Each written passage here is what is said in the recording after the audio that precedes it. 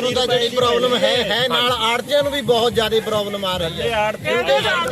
ਬਾਰਦਾਨਾ ਸਾਰਾ ਪੁਰਾਣਾ ਜੀ ਆ देखो जी आ पुराना बारदाना और इनू गौरमेंट जिहड़ा चक्कण दा अजे तक ना नहीं लै रही। आ देखो आ पईयां ना तुहाडे सामने पईयां सारी बोरियां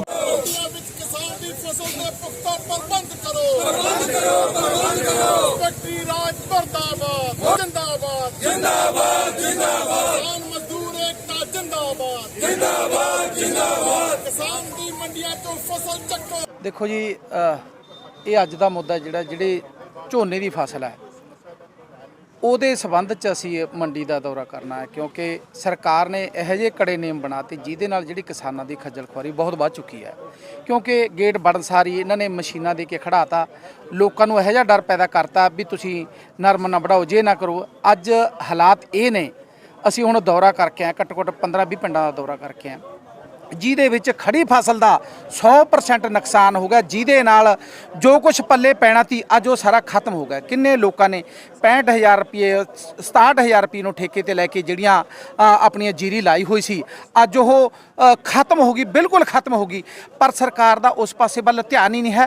ਸੋ ਸਰਕਾਰ ਨੂੰ ਚਾਹੀਦਾ ਕਿਸਾਨ ਦੀ 6 ਮਹੀਨਿਆਂ ਬਾਅਦ ਪੁੱਤਾਂ ਵਾਂਗੂ ਪਾਲੀ ਹੋਈ ਫਸਲ ਹੈ, ਜਦੋਂ ਮੰਡੀ 'ਚ ਆਉਂਦੀ ਹੈ ਤਾਂ ਉਹਨੂੰ ਘੱਟੋ ਘੱਟ ਹੁਣ ਮੌਕੇ ਤੇ ਖਰੀਦਣਾ ਚਾਹੀਦਾ। ਜੇ ਮੌਕੇ ਤੇ ਖਰੀਦਣਗੇ ਨਹੀਂ ਤਾਂ ਲੋਕ ਖੱਜਲ ਖੁਆਰੀ ਹੋਣਗੇ। ਸੋ ਸਾਡੀ ਸਰਕਾਰ ਨੂੰ ਬੇਨਤੀ ਹੈ ਵੀ ਘੱਟੋ ਘੱਟ ਗਰਾਊਂਡ ਤੇ ਉਤਰ ਕੇ ਦੇਖਣ, ਲੋਕਾਂ ਨੂੰ ਡਰਾ ਕੇ ਉਂਝੀ ਨਾ ਆਪਦੇ ਘਰਾਂ 'ਚ ਵੜ ਕੇ ਰੱਖਣ।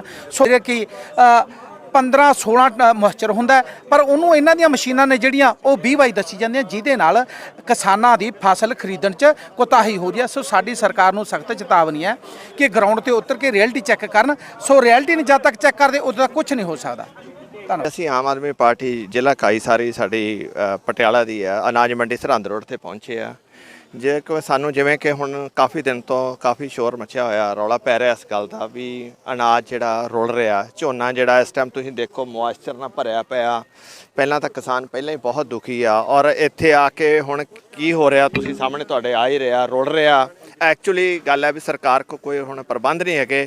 ਜਿੱਥੋਂ ਤੱਕ ਸਾਨੂੰ ਪਤਾ ਲੱਗਿਆ ਵੀ ਬਾਰਦਾਨਾ ਵੀ ਜਿਹੜਾ 3-4 ਦਿਨ ਦਾ ਇਹਨਾਂ ਕੋਲ ਰਹਿ ਗਿਆ, ਔਰ ਬਹਾਨੇਬਾਜ਼ੀਆਂ ਮੋਇਸਚਰ ਦੀਆਂ ਜਾਂ ਜੋ ਵੀ ਬਣਾ ਕੇ ਹੁਣ ਇਹਨਾਂ ਨੂੰ ਇੱਥੇ ਰੁਲਣ ਲਈ ਕਿਸਾਨ ਨੂੰ ਮਜਬੂਰ ਕੀਤਾ ਜਾ ਰਿਹਾ। ਔਰ ਦੂਜੇ ਪਾਸੇ ਇੱਕ ਹੋਰ ਬਹੁਤ ਮੁੱਦਾ ਜਿਹੜਾ ਕਿ ਭਖਿਆ ਹੋਇਆ DAP ਖਾਦ ਦਾ। ਅੱਜ DAP ਖਾਦ ਵੀ ਦੇਖੋ ਤੁਸੀਂ ਲੈਣ ਕੋਈ ਜਾਂਦਾ ਕਿਸਾਨ, ਜਦੋਂ ਕੋਈ ਅਗਲਾ ਕਣਕ ਦਾ ਸੀਜ਼ਨ ਹੁਣ ਆ ਰਿਹਾ, DAP ਦੀ ਜ਼ਰੂਰਤ ਪੈਣੀ ਆ, ਤਾਂ ਉਹਦੇ ਵਾਸਤੇ ਵੀ ਉੱਥੇ ਵੀ ਮਜਬੂਰ ਹੋਣਾ ਪੈ ਰਿਹਾ। ਇੱਕ 1200 ਰੁਪਏ ਦੀ DAP ਦੀ ਖਾਦ ਚੁੱਕਣ ਵਾਸਤੇ 700-800 ਰੁਪਏ ਦੇ ਨਾਲ ਉਹਨੂੰ ਮਜਬੂਰ ਕੀਤਾ ਜਾ ਰਿਹਾ। ਪੋਟਾਸ਼ ਤੇ ਸਲਫਰ ਵਾਲੀਆਂ ਚੀਜ਼ਾਂ ਨਾਲ ਚੁੱਕਣ ਵਾਸਤੇ, ਦਵਾਈਆਂ ਵਾਸਤੇ ਮਜਬੂਰ ਕੀਤਾ ਜਾ ਰਿਹਾ, ਜਿਹੜੇ ਕਿ ਸ਼ਰੇਆਮ ਲੁੱਟ ਹੋ ਰਹੀ ਆ।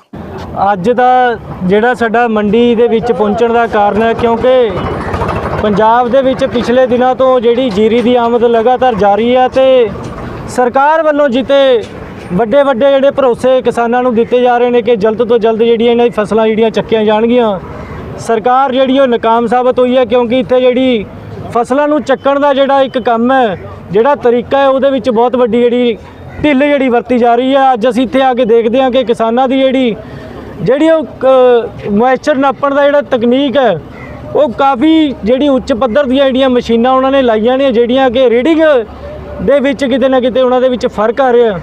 ਤੇ ਅੱਜ ਅਸੀਂ ਸਰਕਾਰ ਤੋਂ ਮੰਗ ਕਰਦੇ ਹਾਂ ਕਿ ਜਿਹੜੀ ਕਿਸਾਨ ਭਰਾਵਾਂ ਦੀ ਵੱਡੀ ਮੰਗ ਹੈ, ਉਹ ਕਿਤੇ ਜਿਹੜਾ ਮੋਇਸਚਰ ਦੇ ਵਿੱਚ ਕਿਤੇ ਨਾ ਕਿਤੇ ਜਿਹੜੀ ਛੋਟ ਹੈ ਉਹ 2-3% ਵਧਾਉਣੀ ਚਾਹੀਦੀ ਹੈ। ਉਹਨਾਂ ਨੇ ਮੰਡੀ ਦਾ ਜਿਹੜਾ ਮੁਆਇਨਾ ਕੀਤਾ ਹੈ, ਬਹੁਤ ਸਾਰੀਆਂ ਸ਼ਿਕਾਇਤਾਂ ਜਿਹੜੀਆਂ ਇੱਥੋਂ ਆ ਰਹੀਆਂ ਸਨ। ਮੋਇਸਚਰ ਤੇ ਬਹੁਤ ਸਾਰੇ ਜਿਹੜੇ ਸਵਾਲ ਜਿਹੜੇ ਨੇ ਉੱਠ ਰਹੇ ਨੇ।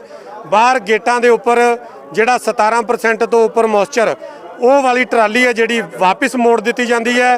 ਖੇਤਾਂ ਦੇ ਵਿੱਚ ਟਰਾਲੀਆਂ ਖੜੀਆਂ ਨੇ, ਘਰਾਂ ਦੇ ਵਿੱਚ ਲੋਕਾਂ ਨੇ ਝੋਨੇ ਨੂੰ ਸਟੋਰ ਕੀਤਾ ਹੋਇਆ ਹੈ। ਸੋ ਬਹੁਤ ਸਾਰੇ ਸਵਾਲ ਸਨ ਜਿਨ੍ਹਾਂ ਦੇ ਕਰਕੇ ਇੱਥੇ ਮੰਡੀ ਦੇ ਵਿੱਚ ਦੌਰਾ ਕਰਨ ਵਾਸਤੇ ਪਹੁੰਚੇ ਹਾਂ। ਔਰ ਤੁਸੀਂ ਇਹ ਵੀ ਦੇਖਿਆ ਹੈ ਕਿ ਇੰਸਪੈਕਟਰੀ ਰਾਜ ਹੈ ਜਿਹੜਾ ਉਹ ਬਹੁਤ ਉਹਦਾ ਬੋਲਬਾਲਾ ਹੈ, ਔਰ ਉਹਦਾ ਡਰ ਤੇ ਸਹਿਮ ਦਾ ਮਾਹੌਲ ਜਿਹੜਾ ਉਹ ਪਾਇਆ ਜਾ ਰਿਹਾ ਹੈ, ਜਿਹਦੇ ਕਰਕੇ 17% ਤੋਂ ਉੱਪਰ 1% ਦੀ ਵੀ ਰਿਆਇਤ ਜਿਹੜੀ ਉਹ ਦੇਣੀ ਜਿਹੜੀ ਕਿਸੇ ਨੂੰ ਔਖੀ ਹੋ ਰਹੀ ਹੈ, ਭਾਵੇਂ ਕੋਈ ਆੜਤੀ ਹੈ, ਭਾਵੇਂ ਕੋਈ ਸੈਲਰ ਵਾਲਾ ਹੈ। ਸੋ ਇਸ ਤਰ੍ਹਾਂ ਦੇ ਇਹਨਾਂ ਦੇ ਕਠਿਨ ਜਿਹੜੇ ਨੇ ਤਰੀਕੇ ਜਿਹੜੇ ਨੇ ਉਹ ਅਪਣਾਏ ਜਾ ਰਹੇ ਨੇ। ਔਰ ਮੋਇਸਚਰ ਦੀਆਂ ਜਿਹੜੀਆਂ ਮਸ਼ੀਨਾਂ ਨੇ ਉਹਨਾਂ ਤੇ ਵੀ ਜਿਹੜੇ ਸਵਾਲ ਜਿਹੜੇ ਨੇ ਉਠਾਏ ਜਾ ਰਹੇ ਨੇ। ਅਸੀਂ ਅੱਜ ਆਮ ਆਦਮੀ ਪਾਰਟੀ ਦੀ ਸਮੁੱਚੀ ਲੀਡਰਸ਼ਿਪ ਇੱਥੇ ਪਟਿਆਲਾ ਅਨਾਜ ਮੰਡੀ ਦੇ ਵਿੱਚ ਇਕੱਠੇ ਹੋਏ ਆ। ਸਾਡਾ ਮੇਨ ਮੁੱਦਾ ਇਹ ਆ ਵੀ ਕਿਸਾਨ ਜਿਹੜੇ ਇੱਥੇ ਹੈਰਾਨ ਹੋਈ ਜਾਂਦੇ ਆ, ਹਫ਼ਤੇ ਤੋਂ ਮੰਡੀਆਂ ਦੇ ਵਿੱਚ ਬੈਠੇ ਆ ਜੀਰੀ ਵਿਕ ਨਹੀਂ ਰਹੀ ਤੇ ਅੱਗੇ ਉਹਨਾਂ ਨੇ ਦੁਬਾਰੇ ਦੂਜੀ ਫਸਲ ਦੀ ਤਿਆਰੀ ਕਰਨੀ ਹੈ, ਕਣਕ ਵੀ ਬੀਜਣੀਆਂ ਹੋਰ ਹੈ।